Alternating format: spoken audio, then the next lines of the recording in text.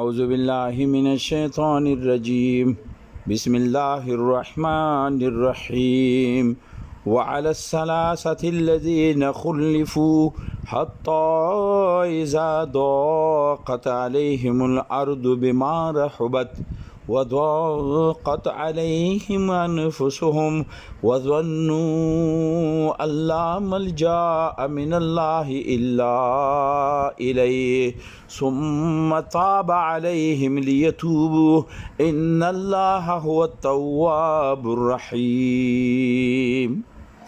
صدق الله العلی العظیم. انتہائی قابل احترام دوستانو، سورہ توبہ آیت نمبر 118 مطالعه نن دوباره کو. پرون موږ د مطالعه کړی و، خو چونکې د آیات تعلق یو ډېر گہرې واقعې سره ده، لہذا موږ ضرورت دی ګڼو چې را دی باندې بیا خبره وکړو. په دې برخه کې خو موږ دا ترجمه شوی وه چې الله تعالی ورسره لکه څرنګه چې ما خپل نبی او هغه مسلمانان چې هغه مهاجرین او انصارو ما هغه معاف کو. دې کې دا یو وضاحت ده چې نبی صلی الله علیه وسلم نه صدا سے غلطی نه و شوی، یعنی دا څه غلطی نه و بلکې یو بھول و او یو د خپل د نبی صلی الله علیه وسلم یو فطری یو انداز و. د نبی صلی الله علیه وسلم فطرت دا شی و چې چا به که بدن کولو نبی صلی الله علیه وسلم به ښه کولو. نبی صلی الله علیه وسلم یو حدیث کې فرمایي چې ما ته الله تعالی یو څو خبرو حکم راکړی، په هغې کې وا خبره ده چې که څوک تا سره بد هم کوي ته به ورسره ښه کوي. او دغه نصیحت نبی صلی الله علیه وسلم خپلې مننه ولې ته امت ته هدایت ته چې تا سره که څوک بد کوي ته ورسره ښه کوه. او د شو قرآن کې هم یو ځای کې حکم کوي چې څوک تا سره کوي ته ورسره ښه کوه. لہذا په دغه فطري انداز باندې او فطري عادت په بنیاد باندې نبی صلی الله علیه وسلم ته به چې څوک ورته لاړو غزوه تبوک کې نو ویلو به چې مدا وزره نبی صلی الله علیه وسلم ورته چې ښه بس ټیک ده. نو هغه باندې الله تعالی ورنه دا غشو چې دا تا نه پکار ویلی چې زه خو لګیا یم دا بلون دی باندې موږ پرون خبر کړو دا اصل شی و، غلطي نه و. نبی صلی الله علیه وسلم داسې غلطي نه ویلي چې پیغمبران د غلطیو نه مبرر دي، دا یو بولو.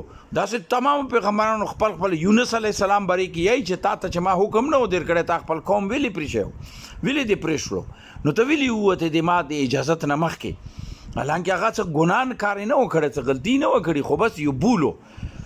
لہذا دا خبره وضاح شوی پرون په آیات کې. اوس ورپسې آیات کې دی چې هغه درې کسان چې دي هغه هم ما معاف کو، درې کسان مو هم معاف کو چې د چا معامله ملتوي وه. اچھا د ملتوي معاملې کې دینه مخکې واقعات تېره شوي وه چې هغه اووه صحابه کرامو هغو واقعه موږ کړي چې هغوی هم دغسې وو چې هم مخلص وو خو هغه پاتې شوي وو.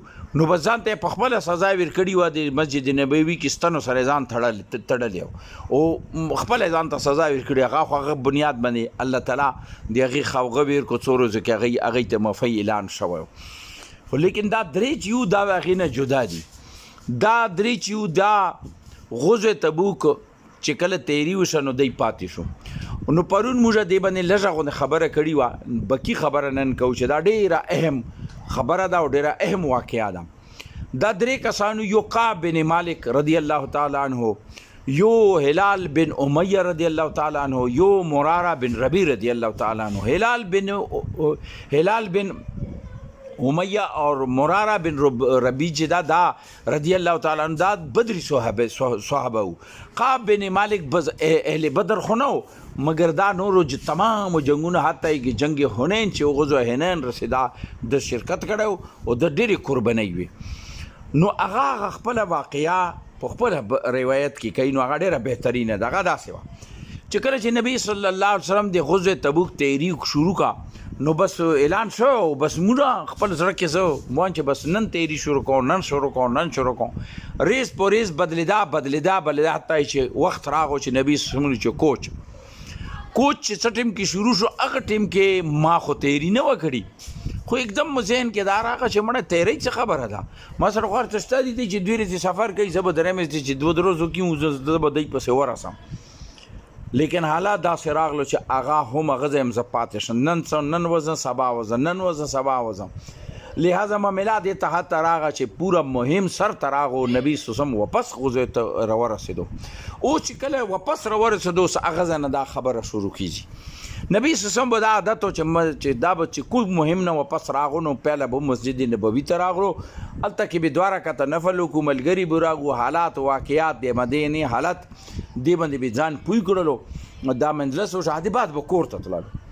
نو دغسې چې څنګه نبی سوسم راغلو نو دا قطار ولد چې کوم خلک پاتې وو دا صحابي چې په دغه دوران کې هم ماته ځان ډېر بد لګېدو، ځکه چې ما به چې ولیدو یا بچي پاتې وو یا بوډاګان پاتې وو یا ښځې پاتې وي، او ما به ځان نه سوال کول چې ته په کومو کې نو لهذا دا حالات ما باندې تېر شوی او زه پوه وم چې یاره غلطي خو مو وکړله.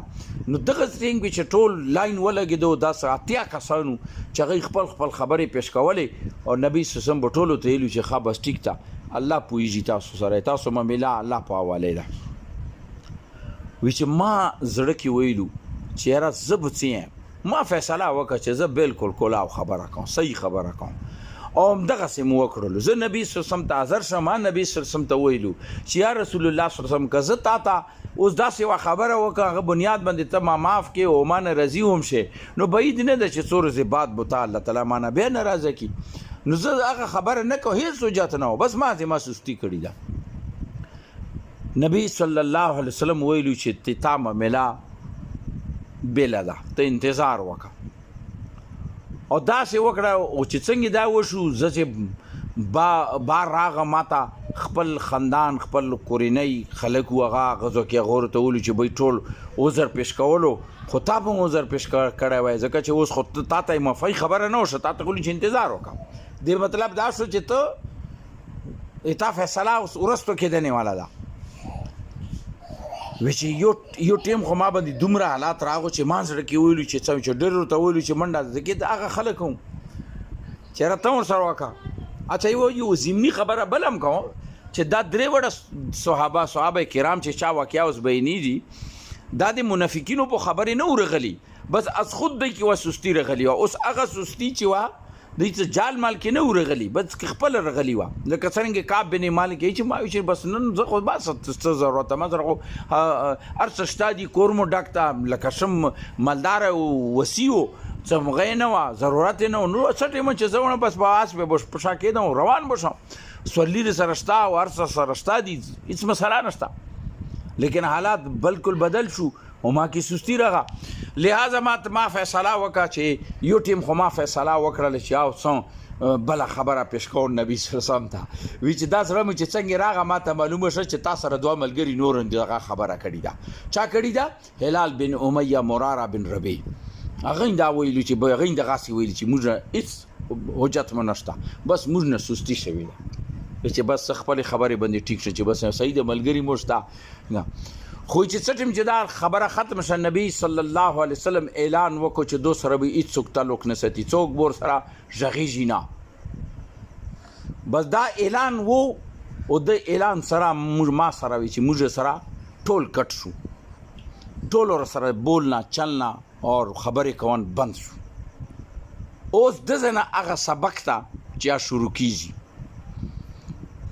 کله چې دا اعلان وشو، کعب بن مالک یې چې ما 2 ملګري چې وو هغه خو بالکل کور کې کېناستو، ځکه چې څوک ورسره غږېدو نه، که ته چا باندې به سلام چولو چا به موږ سلام نه خستلو. وایي چې هغه خو کور کې کېناستو، خو زه به وایي چې ګرځېدم، زه به راووتم بازار کې به وګرځېدم، چا ته ده ته سلام، هغه ته سلام، ده ته سلام، چې هېڅ چا موږ ته سلام چا نه خستو. زه به منځه ته راغم، مسجد نبوي ته به راغم، او منځه کې هم بودلې دوري کوشش وکړو، خو چا راته کتلو نه. بالکل ځان راته داسې شو چې یاره دغه معاشرې کې زه سره شته نه یا څوک شته نه دي ما سره خوا و شاو کې، یعنې تنې تنها شم. دا اوس سبق ښیي چې اسلامي معاشرات څرنګه پکار ده. هغې کې چې یو حالانکه دا داسې بد نه و، او دا یو داسې صحابه کرامو چې دو سابقه زندگی د قربانیو نه ډکه وه. او دعا خو ما ذکر وکړو چې بدري صحابه کرامو هغو دپاره خو الله تعالی یلی و چې دوی نه زه راضي یم، هغې باوجود رهنما لیډر حکم کوي چې دو سره به څوک تعلق نه ساتي، لہذا ټول خلک په هغې باندې اوس عمل پیرا دي. نو دې کې وي چې زه به تیاره تلم او ما به کتلو چې یاره اوس نبي صلی الله علیه وسلم به سلام واچولو، ما به کتلو چې نبي صلی الله علیه وسلم ما سلام جواب خلی که نه خلی خو چې حرکت به نه کېدلو. اچھا منځه کې به وایي چې ما چې منځه باندې به ودرېدم بیا به ما دا کوشش کولو چې زه نبي صلی الله علیه وسلم ته وګورم چې دا ما طرف ته ګوري که نه ګوري که نه. وی چې په منځه دوران کې و چې زه منځه کې و نبي صلی الله علیه وسلم ما ته کتلو خو چې ما به سلام وګرځو نو نبي صلی الله علیه وسلم ما ته نه کتلو. اچھا دا صورتحال وایي چې بیا هم به زړه تسلي شو چې یاره راته ګوري که نه. وی چې بیا به زه وګرځم داسې تېرېدا ریز دوې درې که نه. وی چې اس غنه وه چې دو سره بس هېڅ معاشرې کې زه بالکل تنې تنها شللم حتی یې چې زه به حد و یو ځای ته به ولاړم بیا به ځان کې وژړېدلم یا رب دا په دغه دوران کې ویرې چې زه بازار کې ګرځېدلم چې ما ته شاه غسان ولا یو عیسوي و د هغه یو اهلکار و چې هغه مدینې بازار کې ما ته میلاو شو راغلی و څه کې یعنی تجارت سلسلې خو کېدلې دا به تلو دا غیر مسلم به ورتللو نو د شاه غسان د هغه نه ما ته یوه چټي هغه لاس کې راکړه چټي راکړه هغه چټي وي چې ما ته لیکلي په چې ما چې کولاو کا په کور ته راغم پړم په هغې کې شاه غسان کې لیکلي و کعب بن مالک رضی الله تعالی عنه فرمایي چې ما ته دا لیکلي و چې موږ ته پته ده چې تا صاحب تاسو سره ډېر بده رویه شروع کړې ده او ته خو ډېر قدرمن یې ډېر دلیر یې فلانه او ته راشه چې زه درته یو مقام دی که ما سره راشه. وی چې ما एकदम چټي مو چولې ته ور واچوله ورته چې دا یو بل مصیبت راغو. اوس قتل پکار دی دلته چې یو طرف ته رهنما حکم کوي چې بای د سره به څوک نه غږیږي تمامه معاشره هغې باندې کاربند ده. رهنما چې حکم کوي په د بنیاد نه کوي چې د دې ما حکم نه ده منلی په د بنیاد کوي چې د اصلاح وشي.